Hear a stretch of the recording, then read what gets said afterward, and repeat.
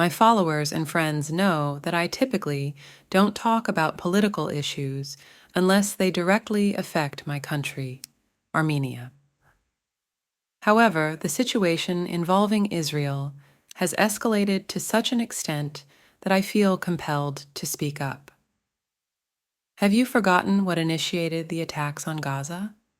Let me remind you.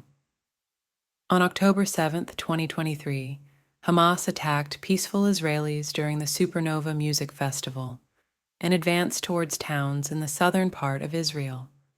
They committed atrocities, including murder, rape, burning people alive, and torturing parents in front of their children. To this day, they hold over 100 hostages in Gaza under unknown conditions.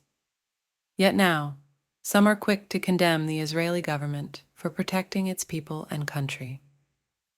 Is that what you truly believe in?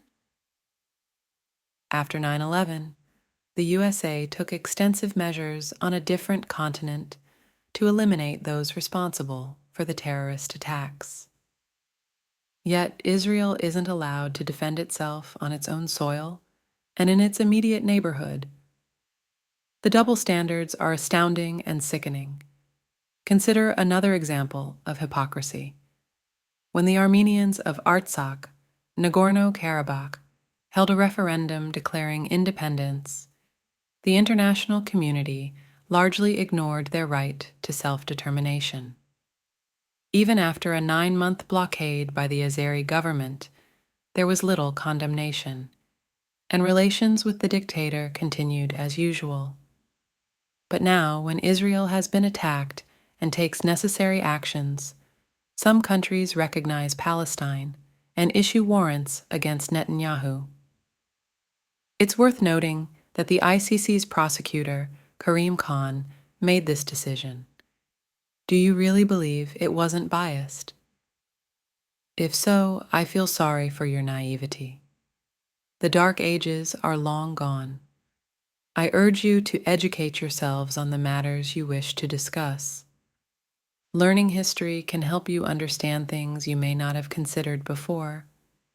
Education is not a sin, nor is it illegal. Instead, it is highly praised and celebrated in cultured societies.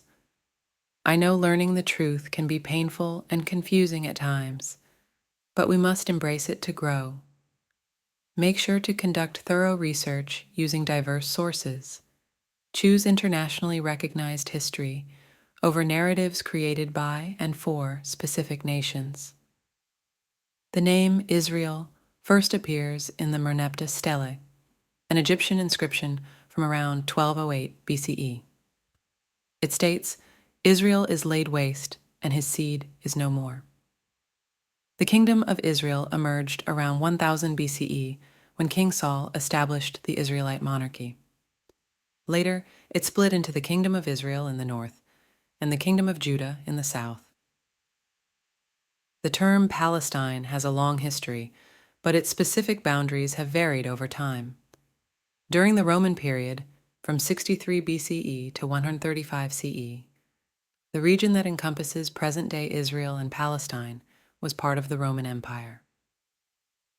The persistence of calling the territory Palestine emerged in 1920, when the British recognized those lands under that name. That being said, the British aren't known for respecting the natives wherever they went, so think for yourselves. I'm sure many Armenians would say that Israel was aiding Azerbaijan in its attacks on our sovereign lands.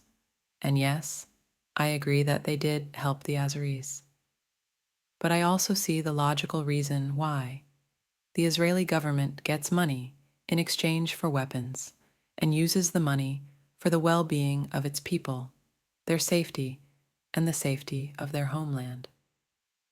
That's something our government lacks. Instead, all they seem to think about is how else to humiliate themselves and us along the way, and how much they can sell the next chunk of our lands, for without giving a damn about our Constitution or our basic rights.